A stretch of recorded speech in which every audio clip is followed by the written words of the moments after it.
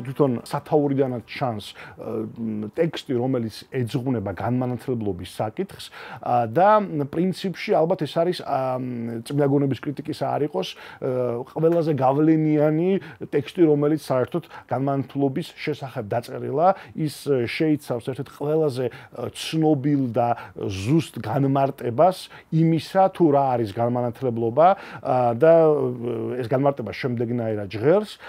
განმანათლებლობა ეს არის ადამიანის გამოსვლა უმწიფრობიდან, რომელიც მისივე ბრალია, ამბობს კანტი. რასაკვირველია იმისათვის, რომ გავიგოთ რას ნიშნავს ეს განმარტება, ჯერ პირველ რიგში უნდა გავმარტოთ ცნება უმწიფრობა და კანტი განმარტავს რა არის უმწიფრობა, ეს არის შეუძლებლობა მოიხმარო შენი საკუთარი გონება.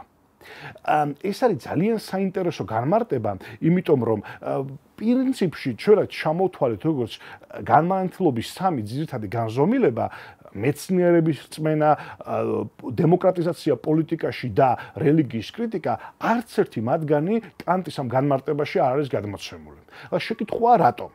იმიტომ რომ კანტი ცდილობს ბევრად უფრო საბაზისო და ბევრად უფრო ფუნდამენტური, ბევრად უფრო საფუძვლამდებარე ფენომენი აღწეროს, რომლიდანაც შემდეგ ყველა დანარჩენი გამომდინარეობს. და ეს ფენომენი არის ის, რომ ადამიანს უნდა შეეძლოს თვითონ იაზროვნოს. კანტის განმანათლობის ცნება სულ არ არის ელიტური.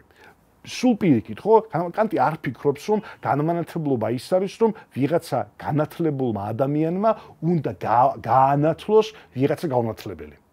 კანტი ითხოვს თითოეული ადამიანისგან, რომ მან მოიხმაროს თავისი გონება. ის არ ითხოვს ხო ცოდნას, ეგ არის ძალიან საინტერესო. ის არ ამბობს, რომ განმანათლობის მიზანია ადამიანს ჰქონდეს ცოდნა მაგალითად სამყაროს შესახებ. არა, ის ამბობს განმანათლებლობა არის გამოსვლა იმ მდგომარეობიდან, როდესაც ადამიანს არ შეუძლია, თუ რომელშიც ადამიანს არ შეუძლია თავისი გონება თვითონ მოიხმაროს. რა არის პირველ რიგში მიზეზები, რომლის გამოც ადამიანს არ შეუძლია ამის გაკეთება, ხო? ანუ რომლის გამოც ადამიანი უმწიფრობაში რჩება. ეს მიზეზები კანტის მიხედვით არის სილაჩრე და სიზარმაცე. ანუ კანტი თავიდანვე ერთმნიშვნელოვნად იწყებს ინდივიდუალურ ადამიანზე აპელირებით, ხო? ის იწყებს იმით, რაც თითოეულმა ჩვენგანმა ცალ-ცალკე უნდა გააკეთოს იმისთვის, რომ განმანათლებლობა როგორც პროცესი შედგეს. ეს არის ისე ვიმეორებ არა ელიტური ცნება განმანათლებლობისა, ეს არ არის ცნება განმანათლებლობისა, რომელიც გულისხმობს იმას, რომ განათლება ზემოდან ქვემოთ წამოვა და ელიტა გაანათლებს ხალხს, ეს არის ცნება, რომელიც პასუხისგებლობას ცალკეულ ადამიანს თხოვს. მაგრამ კანტი რასაკვირველია აცნობიერებს იმას, რომ გარდა ამ ინდივიდუალური აქტებისა, ცალკეული ადამიანის მიერ, რომელიც უნდა განხორციელდეს და რომელმაც თითოეულ ადამიანს უნდა მისცეს საშუალება თვითონ გამოიყენოს თავისი გონება, ასევე უაღრესად მნიშვნელოვანია საზოგადოების გამოსვლა ამ იმ მდგომარეობიდან, რომელშიც მის ცალკეულ წევრს არ აქვს შეაძლებლობა თავისი გონება გამოიყენოს. კანტი სხვა შორის გვაძლევს სამ მაგალითს იმისა, თუ რას გულისხმობს ის თავისი გონების გამოყენება არ გამოყენებაში. ის ამბობს, აი მაგალითად, როდესაც ჩვენ წიგნში ამოკითხულ ცოდნას ვენდობით და არ ვიყენებთ ჩვენ საკუთარ განშას, ან როდესაც ჩვენ ექიმს ვენდობით და მის დანიშნულ დიეტას ვენდობით და არა ჩვენ თვითონ მივდივართ დასკვნით რა გვჭირდება, როდესაც ჩვენ მოძღვარს ვენდობით და არა საკუთარ სინდის, აი ეს არის სწორედ უმწიფრობის მაგალითები. ეხლა რომ დავფიქრდით, რასაკვირველია კანტი არ უნდა გულისხმობდეს იმას, რომ ექიმს არ დაუჯერო რაღაცა სამედიცინო საკითხის თაობაზე, ხო? სწორედ კანტს თვითონ იმდენად ფართო განათლება ჰქონდა, რომ მას შეეძლო თავის მკურნალობა ცნობილია, რომ ის სხვა შორის ძალიან მყიფე ჯანმრთელობის ადამიანი იყო და მიუხედავად ამისა 80 წლამდე მიაღწია სწორედ იმიტომ, რომ მან თვითონ შეიმუშავა თავისი განსაკუთრებული რეჟიმი, ცნობილი იყო იმით, რომ ძალიან ზუსტად გამოდიოდა ხოლმე სახლიდან მაგალითად, იმდენად ზუსტად, რომ როდესაც გამოვიდოდა სასეირნოდ, მეზობლები საათსაც კი ასწორებდნენ, ცნობილია ისტორიები, რომ მაგალითად უჭერდა ქამარი და სპეციალური რაღაც საკიდების შეიმუშავა, რომ სისხლის მოძრაობა მის სხეულში ყოფილიყო, ასე ვთქვათ, ისეთი, რომ მას პრობლემები არ შექმნოდა ჯანმრთელობასთან დაკავშირებით, მაგრამ რასაკვირველია კანტმა იცის, რომ მედიცინაში ვიღაცის რჩევა და ვიღაცის დახმარება დაგჭირდება. ასევე კანტმა რასაკვირველია იცის, რომ წიგნი დაგჭირდება იმისათვის, რომ აღმოიკითხო იქ გარკვეული სფეროების შესახებ ინფორმაცია. მაგრამ რაც კანტი გულისხმობს არის ის, რომ შეუნდა შეგეძლოს კითხვის ნიშნის ქვეშ დააყენო ნებისმიერი ავტორიტეტი. იქნება ეს სამედიცინო ავტორიტეტი, იქნება ეს სამეცნიერო ავტორიტეტი, თუ იქნება ეს რელიგიური ავტორიტეტი. იმიტომ რომ კანტის მიხედვით განმანათლებლობის ეპოქა ასევე არის კრიტიკის ეპოქა. კრიტიკას ჩვენ ცოტა განსხვავებული აზრით ვიყენებთ და კანტი ოდნავ სხვა მნიშვნელობას აძლევს მას, მაგრამ ჩვენ როცა ვამბობთ, რომ ვიღაცა გავაკრიტიკეთ, ჩვენ გულისხმობთ, რომ უარ ვყავით ის, რაც ის ამბობდა. კანტი სხვა მნიშვნელობას დებს კრიტიკაში, იმიტომ რომ კრიტიკა მისთვის არის გასინჯვა და ანალიზი გარკვეული ფენომენისა თუ პრეტენზიისა, რომელიც შემდეგ შეიძლება სხვათა შორის სრულად ლეგიტიმური აღმოჩნდეს. ანუ კრიტიკული მიდგომა კანტისთვის არ ნიშნავს უარყოფას, არამედ ნიშნავს უბრალოდ განსჯის გამოყენებას იმისათვის, რომ გავიგოთ ვიღაცა ავტორიტეტის მიერ წარმოდგენილი პრეტენზია ჭეშმარიტია თუ არა. მაგალითად ეს პრეტენზია შეიძლება იყოს რელიგიური ავტორიტეტისგან, შეიძლება იყოს სამეცნიერო ავტორიტეტისგან, შეიძლება იყოს პოლიტიკური ავტორიტეტისგან და კრიტიკული მიდგომა, ანუ განმანათლებლური მიდგომა გულისხმობს თითოეული ამ ავტორიტეტის კითხვის ნიშნის ქვეშ დაყენებას, საკუთარი გონებისა და განჯის აქტივაციას, რის შემდეგაც ჩვენ მივდივართ დასკვნამდე, ეს ავტორიტეტები სიმართლეს ამბობენ თუ არა. მაგრამ სწორედ ამიტომაც ჩვენ გამოვდივართ მათი მეურვეობიდან, ანუ ჩვენ აღარ ვართ ბავშვები, რომელსაც ჭირდება მეურვე, ვინც ამ ბავშვების მაგივრად იღებს გადაწყვეტილებას. ჩვენ ვხდებით დასრულები, გამოვდივართ უმწიფრობის მდგომარეობიდან და გადაწყვეტილებებს უკვე ჩვენ ვიღებთ. რასაკვირველია ჩვენამდე მოდის ამ ავტორიტეტების პრეტენზიები გარკვეულ სფეროებზე, მაგრამ საბოლოო გადაწყვეტილება ჩვენზეა. ეს არის სწორედ შინაარსი განმანათლებლობის ეთოსისა, რომელსაც დაგვისახავს კანტი. მაგრამ გარდა ამისა, არსებობს განმანათლებლობის მეორე განზომილებაც, ეს არის საზოგადოებრივი განზომილება. და აქ კანტს ასევე აქვს თავისი წარმოდგენა, თუ როგორ უნდა მოხდეს განმანათლებლობის შეღწევა საზოგადოების მთლიანობაში და როგორ უნდა გაცდეს განმანათლებლობა ცალკეული ადამიანების მამაც გაბედულ ინდივიდუალურ აქტებს და როგორ უნდა გადავიდეთ ჩვენ განმანათლებლობის ეპოქიდან განათლებულ ეპოქამდე. ამისათვის კანტი ჩვენ გვთავაზობს ერთ მნიშვნელოვან განსხვავებას გონების საჯარო და კერძო გამოყენებებს შორის. კანტი ამოდის იმ დაკვირვებიდან, რომ მის ეპოქაში ყველა ავტორიტეტი მოითხოვდა დაქვემდებარებული ადამიანებისაგან იმას, რომ არ ემსჯელათ. რა იგულისხმება? მაგალითად, ოფიცერი ჯარისკაცებს ეუბნებაო, ამბობს კანტი, რომ კი ნუ მსჯელობთ, დამომორჩილდით. ასევე სასულიერო პირი მრევლს ეუბნება, კი ნუ მსჯელობთ, ილოცეთ. პოლიტიკური ძალაუფლების მქონე ადამიანი ქვეშევრდომებს ეუბნება, კი ნუ მსჯელობთ, ბრძანებები შეასრულეთ. და ეხლა კანტი კითხულობს. სწორია თუ არა ასეთი დამოკიდებულება ავტორიტეტის წარმომადგენლებისა ქვეშევრდომების მიმართ. და ის ამბობს, არა, სწორი არ არის. რასაკვირველია, კანტი არ უარყოფს იმას, რომ ადამიანი ზემდგომს უნდა დამორჩილდეს. მარტივი მაგალითი რო ვთქვათ, თუ ომში ოფიცერი გასცემს ბრძანებას, ჯარისკაცს არ აქვს უფლება თქვას, რომ მე ჩემი თავისუფალი აზრი მაქვს, რომელიც არ მაძლევს საშუალებას, რომ დამორჩილოთ, იმიტომ რომ ფიქრობ, რომ სხვა გადაწყვეტილება იქნება უფრო მნიშვნელოვანი. იმიტომ რომ თუ ეს მოხდება და თითოეული ჯარისკაცი დაიწყებს ასე ფიქრს, მაშინ ჯარი მოქმედებაში ვერ მოვა. ანუ ჯარისკაცი ვალდებულია კანტის აზრით დაემორჩილოს ოფიცერს. მაგრამ ოფიცრის მოთხოვნა, რომ საერთოდ არ იმშელოს, არის არასწორი. უნდა არსებობდეს სფერო, სადაც მსჯელობა მათ შორის ოფიცრის ბრძანების სიკარგეზე შეიძლება განხილულ იქნას, მეტიც შეიძლება კითხვის ნიშნის ქვეშ მოხდეს და მეტიც შეიძლება მისი სისწორი უარყოფილ იქნას. როგორი უნდა იყოს ეს სფერო? რა არის ეს სფერო? მეორე მაგალითს მოვიყვან.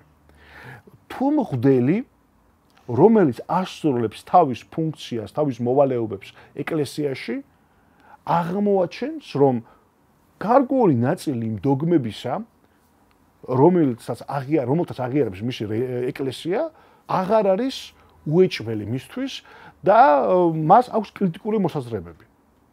აქვს თუ არა ამ მღვდელს უფლება კითხვის ნიშნის ქვეშ დასვას ეს დოგმები.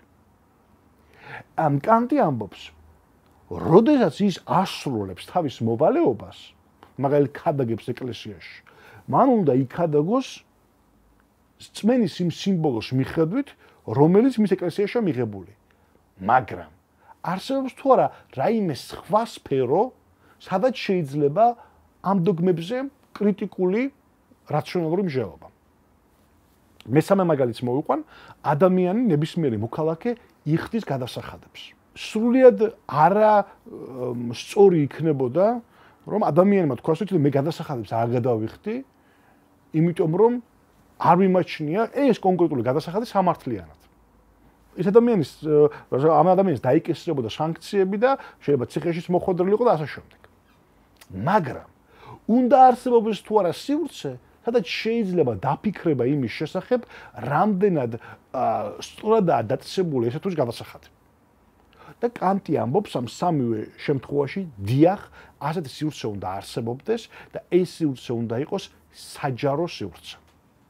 როცა ადამიანი მოიხმარს თავის გონებას, მაშინ, როცა ჩართულია გარკვეული ფუნქციის შესრულებაში, ანუ გარკვეული ინსტიტუციის ფარგლებში, გარკვეული ორგანიზაციის ფარგლებში მოქმედებს, ხო?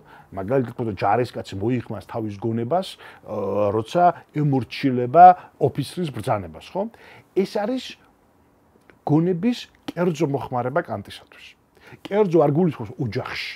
კერძო გულისხმობს მოხმარებას მაშინ, როცა ადამიანი გარკვეულ ფუნქციას ასრულებს. მაგრამ ამ კერძო მოხმარებისგან უნდა გავმიჯნოთ გონების საჯარო გამოყენება, გონების საჯარო მოხმარება და მაშინ, როდესაც ადამიანი საჯაროდ, როგორც მეცნიერი, ელაპარაკება თავის კოლეგებს და უზიარებს მას თავის აზრებს, მაშინ მან შეიძლება კითხვის ნიშნის ქვეშ დააყენოს თითოეული ის მოსაზრება, რომელსაც ეფუძნებოდა ძალაუფლების მქონე ადამიანებისგან მომავალი ბრძანებები. მაგალითად, მან შეიძლება კითხვის ნიშნის ქვეშ დააყენოს ამა თუ იმ გადასახადის სისწორე. მან შეიძლება კითხვის ნიშნის ქვეშ დააყენოს ამა თუ იმ რელიგიური დოგმის სისწორე. ან და მაგალითად ომის წარმოების თუ სტრატეგიის თუ ტაქტიკის და მასთან დაკავშირებული გადაწყვეტილებების სისწორე. ანუ ჩნდება სივრცე, ეს სივრცე არ არის პოლიტიკური სივრცე, ეს სივრცე არის საჯარო სივრცე, სადაც შეიძლება კრიტიკული რაციონალური აზროვნება. დაშვებულია ასეთი აზროვნება. და კანტი თვლის, რომ განმანათლებლობის პროცესისათვის აი ამ სივრცის არსებობაზე მნიშვნელოვანი არაფერი არ არის. ხოჭო ძალიან საინტერესოა რომ კანტთან ამ პატარა ტექსტში ჩვენ რამდენჯერმე შევხვდებით იმდროინდელი პრუსიის მონარქის ქებას. პრუსიის მონარქი იყო ფრიდრიხ მეორე და ის ცნობილი იყო როგორც მეფე, რომელიც პატრონობდა და ხელს უწყობდა განმანათლებლობას, ხელოვნების და მეცნიერების განვითარებას და ასე შემდეგ. და კანტი ამბობს, რომ ის პრინციპში ერთადერთი მონარქიაო, რომელიც არ ითხოვს თავისი ქვეშევრდომებისგან იმას, რომ მათ არ იმსჯელონ. და რომელიც ხვდება, რომ მისთვის არ არის ასეთი მნიშვნელოვანი, მისი ქვეშევრდომები იმსჯელებენ თუ არ იმსჯელებენ, თავარია ისინი დამორჩილდნენ. და კანტი თვლის, რომ სწორედ აქ არის გადაკვეთა მისი ინტერესებისა და მონარქის ინტერესების. მისი როგორც ინტელექტუალის ინტერესების, რომლებიც მდგომარეობს იმაში, რომ უნდა არსებობდეს კრიტიკული მსჯელობის სივრცე და მონარქის ინტერესებს შორის, რომელიც ხვდება, რომ მათ არ ჭირდება მსჯელობის აკრძალვა, თავარია მისი ქვეშევრდომები ისევე მორჩილებდნენ მას, როგორც მსჯელობის აკრძალული მსჯელობის ეპოქაში, ხო? და თქო ძალიან საინტერესოა ის, რომ კანტი როგორც ჩანს ხდება, რომ ეს პრივილეგია მსჯელობისა სულაც არ არის გარანტირებული. დღევანდელი მკვლევარები წერენ, რომ მაგალითად პრუსიის გარეთ ისეთი ტექსტების გამოქვეყნებისათვის, როგორცაც რომლებიც კანტს ეკუთვნოდა, ხო, შეიძლებოდა ბევრად უფრო სერიოზული სანქციები ყოფილიყო, მაშინ როცა კანტეს პრობლემები არ ჰქონდა, მაგრამ მას შემდეგ, რაც გარდაიცვალა ფრიდრიხ მეორე და პრუსიის ტახტზე ავიდა მისი მემკვიდრე ფრიდრიხ ვილჰელმ მეორე, კანტს პრობლემები შეექმნა. კანტმა გამოაქვეყნა ნაშრომი რელიგიის შესახებ, სადაც ის კითხვის ნიშნის ქვეშ აყენებდა არსებული რელიგიური ინსტიტუციებისა და დოგმების ფორმას და ამბობდა, რომ ვთქვათ, ერთადერთი მისაღები რელიგიის ფორმა იქნებოდა გონების რელიგია, ანუ მხოლოდ იმ აზრების შეტანა შეიძლება რელიგიურ დოგმატიკაში, რომლებიც გონებით მიიღწევა და არა რომლებიც გამოცხადებით მოგვეცემა და როდესაც კანტმა გამოაქვეყნა ეს ნაშრომი პრუსიის მეფემ, არა ფრიდრიხ მეორე, მაგრამ მისმა მემკვიდრემ აუკრძალა მას ბრძანებით რელიგიის თემებზე წერა და გამოქვეყნება. ძალიან საინტერესო შემთხვევა აქაც კანტმა პირობა მისცა მონარქს, რომ მის სიცოცხლეში რელიგიის თემებზე არაფერს გამოაქვეყნებდა, მაგრამ მას შემდეგ, რაც მონარქი გარდაიცვალა, კანტმა გააგრძელა რელიგიის თემაზე წერა და თქვა, რომ ეს პირობა მხოლოდ მის სიცოცხლეში იყო ვალიდური და მე, ასე ვთქვათ, მის სიკვდილის შემდეგ ხელები გამეხსნაო, ხო? ჩვენ შეგვიძლია ვთქვათ, რომ კანტისათვის ეს ტიპის ეშმაკობა უცხო ზოგადად არ იყო. მაგალითად რელიგიურ ავტორიტეტებთან მიმართებაშიც ის ღიად არ გამოთქვამდა ხოლმე თავის დამოკიდებულებას ფილოსოფიურს, მაგრამ მეორე მხრივ მის ნაწერებში არის მართლა რევოლუციური პოტენციალი რელიგიის გადააზრებისათვის და კონკრეტულად ამ ტექსტშიც ჩვენ ვხედავთ აი პატარა ეშმაკობას პოლიტიკურ ავტორიტეტთან მიმართებაში. იმიტომ რომ რასაც კანტი სთხოვს პოლიტიკური ძალაუფლების მფლობელს, ეს არის საჯარო სივრცის დაშვება, სადაც შეიძლება ნებისმიერ საკითხზე კრიტიკული რაციონალური მსჯელობა. ოღონდ არგუმენტი, რომელიც მას მოჰყავს, პრინციპში, საბოლოო ჯამში მიმართულია აბსოლუტური სუვერენის წინააღმდეგ, ანუ პოლიტიკური ძალაუფლების მკრობელის წინააღმდეგ. ოღონდ ეს არგუმენტი ისეთი ფორმის ქვეშ არის მოქცეული, რომ თითქოს ის უნდა აწყობდეს მეფესაც. კონკრეტულად გულისხმობ შემდეგ ადგილს, როდესაც კანტი ლაპარაკობს იმაზე, რომ ბევრად უკეთესია საჯარო სივრცის დაშვება, სადაც მოხდება კრიტიკული და რაციონალური მსჯელობა, რომელიც შედეგად მოიტანს საზოგადოების თავისუფლებას, ვიდრე რევოლუციის შედეგად გამოცვლა პოლიტიკური რეჟიმისა და რესპუბლიკის დამყარება იქ, სადაც არსებობდა აბსოლუტური მონარქია. იმიტომ რომ ამბობს კანტი, რევოლუციის შედეგად მიღებულ რეჟიმს ბევრად უფრო დიდი ტირანიული პრეტენზიები ექნება, ვიდრე იმ რეჟიმს, რომელიც რეფორმების შედეგად ნაბიჯ-ნაბიჯ საზოგადოებრივი თავისუფალი სივრცის შიგნით დაიბადა. ახლა ეს ჩვენ შეგვიძლია აღვიქვათ როგორც კანტის ყოფნა პოლიტიკური ძალაუფლების მხარეზე, ხო? იმიტომ რომ ის ამბობს, რომ არ გვინდა ჩვენ რადიკალური ცვლილებები, ჩვენ დავემორჩილოთ პოლიტიკურ ვთქვათ, პოლიტიკური ძალაუფლების მქონეს ფიგურას, ხელმწიფეს, მონარქს და უბრალოდ მან ჩვენ მოგვცეს შესაძლებლობა რომ ვიმსჯელოთ რასაც გვინდა. მაგრამ მეორე მხრივ მისი არგუმენტი გულისხმობს იმას, რომ რაღაცა პერიოდის შემდეგ იმ ძალაუფლებას წაერთმევა თავისი ლეგიტიმურობა სწორედ იმიტომ, რომ ნელ-ნელა საზოგადოება მივა იმ მდგომარეობამდე, როდესაც თავისუფლება მასში იმდენად გავრცელდება, რომ მას აღარ დაჭირდება აბსოლუტური ძალაუფლების მქონე მონარქი, რომელსაც შეიძლება ჩაერიოს ნებისმიერ გადაწყვეტილებაში საზოგადოებასთან და საზოგადოების ინტერესთან დაკავშირებულ ამა თუ იმ საკითხთან მიმართებაში, ხო? ანუ ეს არის ძალიან ისეთი ეშმაკური კონტრაქტი ინტელექტუალსა და პოლიტიკურ ძალაუფლებას შორის, რომელსაც კანტის თავაზობს პრუსიის იმდროინდელ მეფეს და ჩვენ შეგვიძლია ვთქვათ, რომ აი აქ ძალიან კარგად ჩანს არა მხოლოდ იმდროინდელი ევროპის პრობლემები, არამედ მნიშვნელოვანად თანამედროვე პრობლემებიც. ეხლა მოდი ესეთი რაღაცა ვთქვათ, რომ რასაკვირველია კანტმა იმდენად ზოგადად განსაზღვრა განმანათლებლობის არსი, რომ ეს განსაზღვრება მუდმივად რელევანტური და საინტერესო იქნება ადამიანისათვის. სანამ არსებობს სიზარმაცე, სანამ არსებობს სილაჩრე, მანამდე იარსებებს ასევე უმციფრობის მდგომარეობები, რომლიდანაც გამოსვლა იქნება ადამიანის ამოცანა. მაგრამ კანტი ასევე, როცა კონკრეტულ ანალიზს იწყებს, ის უპირისპირდება ძირითადად შეფარვით და პირდაპირ ორ მნიშვნელოვან ძალაუფლების ცენტრს. ეს არის სახელმწიფო და ეს არის ეკლესია.